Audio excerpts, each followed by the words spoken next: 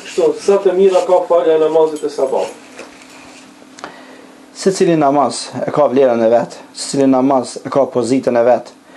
Asnjëri nga tjetri nuk dallojnë, se kët po e lën, atë po e kri, si ta kri kët ban me lën tjetrin. Ktu nuk duhet me lëshu njeriu asnjërin. Po janë disa nga namazet të cilat dallohen për nga vlera, siç i ka përmend Resulullah sallallahu alaihi wasallam në një hadith ku thotë se namazet e munafikit janë, ka thonë, dy. Cilat ka thonë namazi i sabajt dhe namazi i jacijës. Se munafikëve juve në ran me uçun sabah. Edhe me falë jacijën, tash kohëve të dimnit është shtet falë jacijë, se është herët, po në kohën e verës ku do të jetë voa njëri i lodh, edhe bjen me fletën, edhe e lën namazin e jacijës, nuk e fal hiç.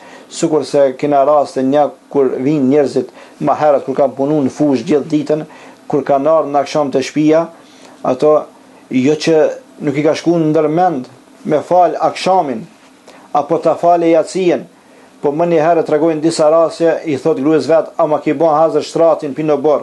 Nuk i thotë ai ki bën bukën me hangër. Ai nga lodhësia edhe buk harron me hangër, drejt me shkuar në shtrat. Mos flasim për me fal, me prit namazin e sabajt. Pastaj thot Resulullah sallallahu alaihi wasallam, sikur ta dinin njerëzit se çfarë vlerë ka namazi i sabajt dhe jacijës, do të vinin zhagza. Dhe nëse s'mundet me hes zhagza, barkës do të vene deri te xhamia dhe ta falë namazin e jacijës dhe namazin e sabajt. Pra i ka veçuar Resulullah këto dy namaze se janë më të rëndë për njerëzit mi fal. Po është pak maran se çdo punë e cila është maran është më me vlerë. Nëse e keni unaz të hekurit, ajo është e lirë. Mundesh me 20 dinar me ble në unaz në pazar me ble. Po unaz e arit, ajo kushton 300 euro. Pse ajo a hekur? Pse kjo me qenë e shtrenjt? Po kjo me shtrenjt se ketë për me nxerr, duhesh me u fut me 1000 metra në tokë, ani me nxerr, me përpunu, edhe me punën me nu në gisht një unaz. Kurse unazën e metalit thjesht, është letë se dhe rrugëve mundesh me gjetë metal. Pra, namazi i sabajt është namaz shumë me vlerë, si nga aspekti i shariatit ka shumë hadithe të cilat flasin për këtë, siç thot Resulullah sallallahu alaihi wasallam, men salla al-fajr fa huwa fi dhimmatillah. Ai i cili fal namazin e sabajt atë ditë do të jetë në mbrojtjen e Allahut. Do ta mbrojë Allahu tër ditën atë njeri. Tash kjo aspekti i shariatit, çka flasin për vlerën tek Allahu të namazit. Po kthehemi tash na si dobi si muslimanët. Ne muslimanët, çfarë dobi e kemi nëse falim namazin? Po njeriu më uçu me fal namazin e sabajt. E fal ora 5. Edhe çohet fillon punën. Me punu deri ora 9, deri ora 10 apo 11, ai do ta mbulon atë normën çka punon një njeri i cili çohet ora 8, ora 9 edhe fillon me punu ora 10 deri në akşam, ki tjetri me një paradite me punu e mrin normën më shumë. Pse e mrin normën më shumë? Se çohet mëngjes, është i freskët, psikikisht është i pushum, fizikisht është i pushum, është i kthjellëm edhe mundet me punuën më shumë se ai njeri i cili çohet ora 8 edhe ora 9. Na po e shohim këtë edhe nga aspekti praktik. Këto kohëve të fundit verët janë duke ardhur shumë të nxehta këto te na, edhe tash shteti ata firma të cilët punojnë punë fizike, po i dënon. Po thot, prej ora 10 deri ora 2 s'ka me dalë me punuën. Nëse zihet punëtori duke punuar, do ta dënojë firmën. Po e shpall kanë herë gjendje të jashtëzakonshme. Pse e shpall gjendje të jashtëzakonshme? Se ai njeri shkon punon në kohën jo të duhur, në atë moment i ban dam rrezë e dillit, kurse neve Islami na ka mësuar që pin drejt deri në qini, njeriu me pushu pak, i thonë kajlule, kjo është një sunet që të praktikohet te njerëzit. Pse Resulullah neve na nxit që ta bëjmë kajlulen? Ta bëjmë kajlulen, të pushojmë drejt që mos të habitesh mas punës, mas mallit, që me dalë në kohën e nxehtë, edhe ajo me të bën dam ti dielli. Po me uqutin sabah dhe me fal sabajn, ka thonë Resulullah sallallahu alaihi wasallam, rek'atayn min al-fajr khairun min ad-dunya wa ma fihi. Thot, 2 rekat mi fal para sabajt është më mirë se me ta dhon krejt dunjon edhe çka ka në te. çka ka të bëjë kjo me dunjon, edhe çka ka në te, se ti më uqu me falë sabajn, e përmenam që po mundë shumë punë me arritën. Sukur me të adhanë këtë dunjon, me punë arrin njeri shumë. Duke punu, duke fitu, njeri arrin dishka. Pra të falësh 2 rekat para sabajt, është shumë ma me vlerë se arrin për punë. Pra është në dobinë e njeriut kjo. Kjo në dobinë e njeriut. Një, e dita, çfarë dobi e ka njeri pse qohet në mëngjes? Po kur qohet njeri në mëngjes, thith ajër të pasër, oksigjenin thith oksigjen të pasër, edhe aj është larg ndaj smunjeve të ndryshme. Një mjek e ka bën një analizë ku po shohin as e kove funit është bën dukuri infrakti. Shumica e njerëzve 3, 40 vjet, 45 vjet, 46 vjet po vdesin nga infrakti.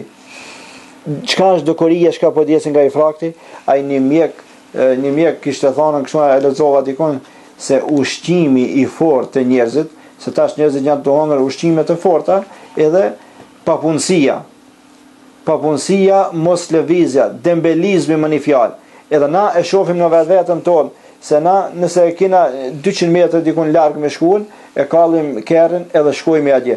Në kom nuk hesim, nuk vrapojmë, biçikletën se përdorim, që dhe ajo është pak një lloj sporti për njeriu, edhe tash njeri duke njëjtën gjithmonë brenda, gjithmonë rrin të shporetin nxehtë, pin nxehtë aty del hip, e kall makinën sa më nxehtë më shpejt me hi, me shku dikun më larg, apo vera se shumë nxehtë, të hin në makinë më shpejt se me klim, edhe me shkon edhe me fal namazin në xhamia, edhe kthehesh te xhamia, është një ros shi, ha mos të mlagë shivi, dal në makinë.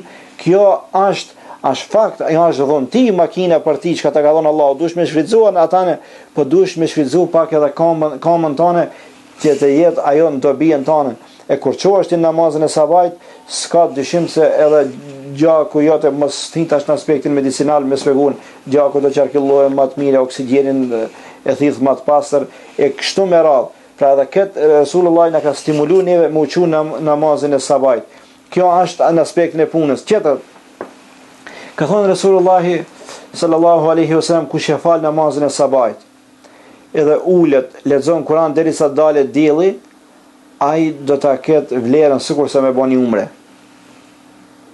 Tash, në aspektin praktik, nëse praktikojmë ne, kur kena qenë studime, kena praktiku këtë punë, nëse qohesh pas namazit sabajt, edhe do të lexosh 2 orë me lexu 2 orë i mjaftojnë studentit shumë më mira me këtë, se me lexuan 5 orë apo 6 orë me lexu në mbrëmje apo në akşam, se ja të pengon dikush, ja thirr dikush në telefon, ja duhesh me dal, ja familja, problemet e familjes, këtë këto kur të mbledhen, atëherë i pengojnë njeriu. Po më uqu edhe me lexu ti në atë kohë mas namazit të sabajt, edhe lexoj 2 orë, mëso 2 orë, mjaftojnë për gjithë ditën, edhe gjithë ditën i lirë, shëtitësh, tërmat e poshtë edhe njerëzit që kanë me thonë, shumë talent ki. Hiç nuk mëson, a kalon në gjën provime. Jo, ti e ki kri, ki lexu në kohën e duhur, kur ka qenë truni i kthjellët, edhe për atë e ki arrit këtë punë, e ki arrit këtë sukses, se e qua dhe ki lexu në kohën e namazit të sabajt. Një herë një dietarit atje një jahudijës i kanë thënë kështu, kishte qenë një kryeministër në Izrael, e ja kanë treguar hadithin për para se do të vijë dita e Kiametit, kur do të musliman kur do t'i vrasin jahudis mas çdo guri edhe mas çdo druri. Edhe po i thonin atij, muslimanët e kishin një hadith, po i besonin atij hadithit se neve një ditë do të na vrasin, edhe druni edhe guri do të thoje mas meje është më shef jahudia. Çka mendon ti për këtë? Po thot, e besojnë në atë se do të na vrasin, ama ajo punë do të ndodhe kur në xhamiet e muslimanëve, në xhamati i xhumas, kur do të jetë namaz sabajt, atëherë kena frikën për tyre. Ama derisa muslimanët flenë namazin e sabajt edhe qohen ora 10, mos u frikni. Mos u frikni, ka thonë piktinëve, se këto janë në gjumë. Pra për këtë neve na ka nxitur dhe na ka stimulu Islami që ne të qohemi në sabat, të adhurojmë Allahun, qohemi të freskët edhe të fillojmë ditën i freskët.